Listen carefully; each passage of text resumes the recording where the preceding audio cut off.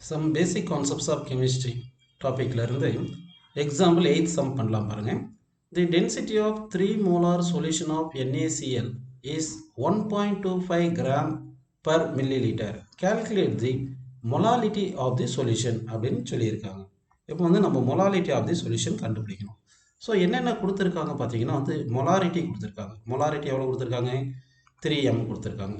அடுத்து டென்சிட்டி கொடுத்துருக்காங்க. டென்சிட்டி எவ்வளோ கொடுத்துருக்காங்க? 1.25 கிராம் பர் மில்லி லிட்டர் கொடுத்துருக்காங்க. இப்போ மொலாலிட்டி கண்டுபிடிக்கணும். மொலாலிட்டிக்கு வந்து ஃபார்முலா என்ன பார்த்தீங்கன்னா, number of moles of solid divide by mass of solvent in kilogram. சரிங்களா? அப்படின்னா மொலாலிட்டி வேணும்னா நம்ம வந்து என்ன பண்ண பாருங்க.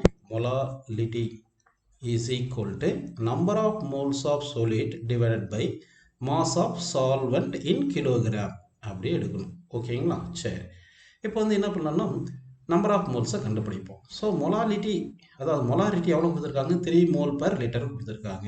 அப்போ மொலாரிட்டி வந்து 3 மோல் பர் லிட்டர் அப்படின்னு கொடுத்துருக்காங்க. ஆக்சுவலாக மொலாரிட்டிக்கு என்ன ஃபார்முலா பார்த்தீங்கன்னா, number of moles by volume of solution. இப்போ 1 லிட்டர் வால்யூம் ஆஃப் சொல்யூஷனில் எத்தனை மோல்ஸ் இருக்குன்னு பார்க்கலாம். இப்போ 1 லிட்டர் வால்யூம் வந்து 1 லிட்டர் எடுத்தோம்னா அப்போ நம்பர் ஆஃப் மோல்ஸ் ஈக்குவல் என்ன வரும்னு சொல்லுங்கள். இந்த வால்யூம் இந்த பக்கம் வந்துடுமா? That is equal molarity into volume போடலாம். மொலாரிட்டி 3 மோல் பர் லிட்டர்னு கொடுத்துருக்காங்க. நம்ம 1 லிட்டரில் எத்தனை மோல்ஸ் இருக்குன்னு எடுப்போம். அப்போ வந்து வால்யூம் வந்து 1 லிட்டர் போட்டால் litre cancel. So number of moles வந்து 3 மோல் வந்துருக்கு அப்படின்னு எடுத்துக்கலாம். அப்படின்னா 1 லிட்டரில் வந்து எத்தனை மோல்ஸ் இருக்குது? 3 மோல்ஸ் இருக்குதுன்னு அஸ்யூம் பண்ணிக்கலாம். அப்போ 1 லிட்டரில் எவ்வளோ மாஸ் ஆஃப் சால்வெண்ட் இருக்குன்னு கண்டுபிடிச்சி சப்ஸ்டிட் பண்ணிட்டோம்னா நமக்கு மொலாலிட்டி கிடச்சிரும். சரிங்களா? ஓகே, இப்போ வந்து நமக்கு என்ன கொடுத்துருக்காங்க? டென்சிட்டி ஆஃப் சொல்யூஷன் கொடுத்துருக்காங்க. அப்போ டென்சிட்டி ஆஃப் சொல்யூஷனை யூஸ் பண்ணி நம்ம என்ன பண்ண போகிறோம்னா மாஸ் ஆஃப் சொல்யூஷனை கண்டுபிடிக்கலாம். ஓகேங்களா?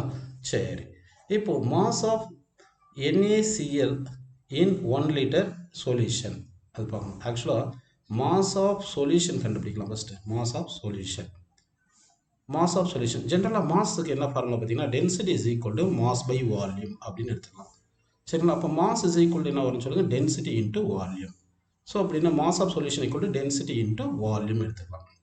ஓகே, இப்போ வால்யூம் 1 லிட்டர் வால்யூமில் தான் நம்ம மாஸ் ஆஃப் சொல்யூஷன் கண்டுபிடிக்க போகிறோம். சரிங்களா? டென்சிட்டி எவ்வளோ கொடுத்துருக்காங்க? 1.25 gram per millilitre. So அப்போ mass of solution is equal to density வந்து 1.25 கிராம் பர் மில்லி லிட்டர்னு இருக்குது.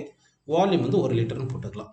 ஓகேங்களா? சரி, இப்போ மில்லி லிட்டரை வந்து நம்ம லிட்டராக மாற்றணும். 1 லிட்டர் இஸ் ஈக்குவல் டு நமக்கு தெரியும் 1000 மில்லி லிட்டர்னு தெரியும். அப்போ 1 மில்லி லிட்டர் இஸ் ஈக்குவல் எவ்வளோ சொல்லுங்கள்? 1 லிட்டர் பை 1000 வந்துடுது. ஓகேங்களா? ஸோ மில்லி லிட்டரை லிட்டராக மாற்றுறதுக்கு என்ன பண்ணணும்னா 1 பை 1000 லிட்டர்னு போட்டுக்கணும். அப்படின்னா 1.25 கிராம் பை 1 பை 1000 லிட்டர் அப்படின்னு போட்டுடுறோம். இங்கே இன்ட்டு லிட்டர் இருக்குது, லிட்டர் கேன்சல். இந்த 1000 வந்து மேலே போயிடும். அப்போ என்ன வரும்னு சொல்லுங்கள்? Mass of solution 1.25 into 1000 gram அப்படின்னு வருது. ஸோ இப்போ வந்து மாஸ் ஆஃப் சொல்யூஷன் எவ்வளோ இருக்குன்னா 1250 கிராம் இருக்குது. இதுதான் மாஸ் ஆஃப் சொல்யூஷன். ஓகே, இப்போ வந்து சொல்யூஷனில் என்னென்ன இருக்கும் அப்படின்னு பார்த்தீங்கன்னா, சொல்யூஷனில் சால்வெண்ட்டும் சொல்யூட்டும் இருக்கும். ஸோ சால்வெண்ட் மாஸ் தான் நம்ம டினாமினேட்டரில் போடணும். அப்படின்னா மாஸ் ஆஃப் சால்வெண்ட் கண்டுபிடிக்கணும். ஸோ ஃபஸ்ட் என்ன பண்ணுறோன்னா, அந்த சொல்யூஷனில் வந்து mass of solution is equal to mass of solute plus mass of solvent போட்டுக்கலாம். மாஸ் ஆஃப் சால்வெண்ட்டுன்னு போட்டுக்கலாமா? சரி, அப்படின்னா மாஸ் ஆஃப் சால்வெண்ட்டுக்கு என்ன ஃபார்முலா வரும்னு சொல்லுங்கள். மாஸ் ஆஃப் சொல்யூட் இந்த பக்கம் கொண்டு போயிருங்க. Mass of solution minus mass of solute அப்படின்னு வருது. இப்போ வந்து நமக்கு மாஸ் ஆஃப் சொல்யூஷன் 1250 கிராம் கிடச்சிருச்சு. நமக்கு மாஸ் ஆஃப் சொல்யூட் தான் வேணும். அப்போ மாஸ் ஆஃப் சொல்யூட் வேணும்னு என்ன பண்ணலாம் பாருங்கள். நமக்கு number of moles of solute வந்து 3 மோல்ஸ் நமக்கு கிடச்சிருக்கு. இன்னொரு ஃபார்முலா உங்களுக்கு தெரியும். Number of moles equal to mass by molar mass அப்படின்னு ஒரு ஃபார்முலா இருக்குது. அதாவது number of moles equal to mass by molar mass. இங்கே நம்பர் ஆஃப் மோல்ஸ்ன்றது நம்ம வந்து சொல்லிட்டு தானே எடுத்திருக்கோம். அப்போ இந்த மாஸ் வந்து மாஸ் ஆஃப் சொல்யூட். அப்போ இதில் இருந்து mass of solute is equal to என்ன வரும் பாருங்கள், நம்பர் ஆஃப் மோல்ஸ் இன்ட்டு இந்த மோலார் மாஸ் இப்படி போயிடும். அப்போ number of moles into molar mass. அப்போ நம்பர் ஆஃப் மோல்ஸ் எவ்வளோ? 3 நமக்கு தெரியும். இப்போ molar mass of sodium chloride வேணும். சரிங்களா? சோடியம் குளோரைடுக்கு மோலார் மாஸ், சோடியமுக்கு வந்து 23, குளோரினுக்கு வந்து 35.5. அப்படின்னா சோடியமுக்கு வந்து 23ன்னு போட்டுட்டு ப்ளஸ் குளோரினுக்கு வந்து 35.5ன்னு போட்டிங்கன்னா என்ன வருது பாருங்கள், 58.5ன்னு கிடைக்கிது. சரிங்களா? அப்படின்னா மோலார் மாஸ் வந்து இங்கே 58.5ன்னு போட்டுட்டோம்னா மாஸ் ஆஃப் சொல்யூட் எவ்வளோ வருது பாருங்கள், 3 × 58.5 எவ்வளோ வரும்? இது மல்டிப்ளை பண்ணிங்கன்னா 175.5 கிராம் கிடைக்குது. அப்படின்னா மாஸ் ஆஃப் சொல்யூட் வந்து 175.5 கிராம் கிடச்சிருச்சு. இப்போ வந்து நம்ம என்ன பண்ண போகிறோம், மாஸ் ஆஃப் சால்வெண்ட் கண்டுபிடிக்கிறது. மாஸ் ஆஃப் சொல்யூஷன் வந்து 1250 கிராம். அப்போ 1250 கிராம்னு போட்டுட்டு மைனஸ் மாஸ் ஆஃப் சொல்யூட் எவ்வளோ 175.5 கிராம் அப்படின்னு போட்டுக்கலாம். இங்கே 175.5 கிராம் அப்படின்னு எடுத்துங்க. ஓகேங்களா? இப்போ 1250லேருந்து 175.5 கிராம் சப்ராக்ட் பண்ணலாம். சப்ராக்ட் பண்ண என்ன கிடைக்குன்னு சொல்லுங்கள். மாஸ் ஆஃப் சால்வெண்ட் வந்து என்ன கிடைக்குது, 1074.5 கிராம் கிடைக்குது. ஓகேங்களா?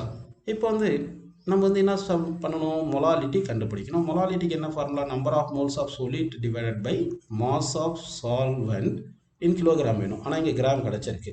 நமக்கு ஆல்ரெடி என்ன தெரியும், 1 kilogram is equal to 1000 gram தெரியும். அப்போ கிராமை கிலோகிராமை மாற்றணும்னா 1 கிராம் ஈக்குவல் டு 10⁻³ கீழே வந்துடும். அப்படின்னா 1/1000 கிலோகிராம். ஸோ கிராமை வந்து கிலோகிராமை மாற்றணும்னா நம்ம என்ன பண்ணணும், 1000ல் டிவைட் பண்ணணும். So mass of solvent is equal to 1074.5 divide by 1000 kilogram. So அப்போ என்ன வருது, 1.0745 கிலோகிராமில் கிடச்சிருது.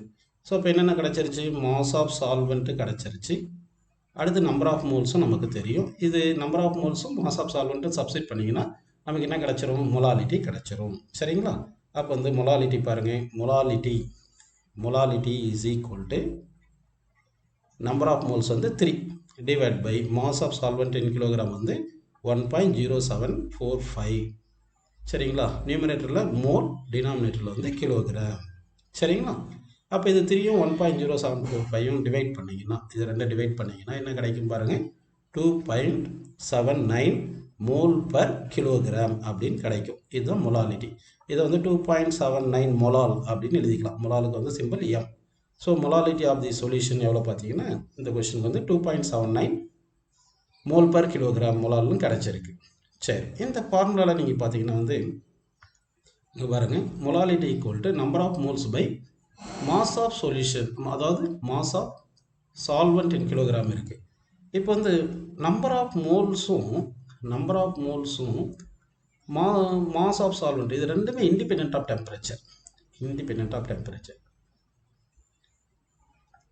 டெம்பரேச்சர்னு வருது. அதாவது டெம்பரேச்சர் மாறினாலும் நம்பர் ஆஃப் மோல்ஸ் மாறாது, மாசும் மாறாது, வால்யூம் மட்டும்தான் மாறும். டெம்பரேச்சர் இன்க்ரீஸ் ஆச்சுன்னா வால்யூம் எக்ஸ்பேண்ட் ஆகும். சரிங்களா? அப்போ வந்து இங்கே number of moles and mass of solution, அதாவது மாஸ் ஆஃப் சால்வெண்ட் இது ரெண்டுமே இண்டிபெண்டன்ட் ஆஃப் டெம்பரேச்சர் வரதுனால மொலாலிட்டி வந்து இண்டிபெண்டன்ட் ஆஃப் டெம்பரேச்சர், அதுதான் சொல்லியிருக்காங்க.